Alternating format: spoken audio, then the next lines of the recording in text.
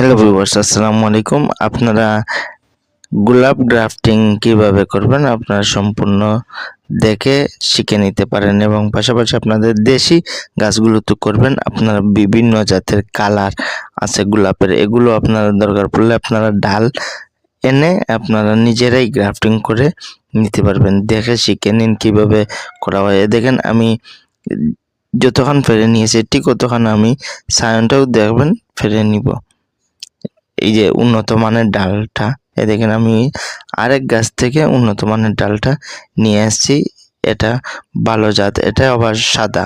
এভাবে বিভিন্ন জাতের কালারের গোলাপ আছে, সেগুলো আপনারা ডাল কিনে এনে এভাবে আমি যতক্ষণ ফেরে নিয়েছি ঠিক ততক্ষণ সায়নটা ফেরে নিয়েছি এবং এক সাইড মিলিয়ে মাঝামাঝি রেখে দিয়েছি না, আমি এক সাইড মিলিয়ে দিয়েছি এবং 01 পলিথিন দিয়ে ভালোভাবে পেঁচিয়ে দিলাম। এভাবে আপনারাও করে আপনারা নিজেরা সুন্দর মতো কয়েক জাত কালারে আপনারা করে নিতে পারবেন। এইরকম ভিডিও পেতে আমার চ্যানেলটা সাবস্ক্রাইব করবেন, ফেসবুক পেজটা ফলো করবেন, লাইক কমেন্ট শেয়ার করুন বেশি বেশি করে, যাতে আপনাদেরকে এই ধরনের ভিডিও আরও বেশি বেশি দেখাইতে পারি, বুঝাইতে পারি।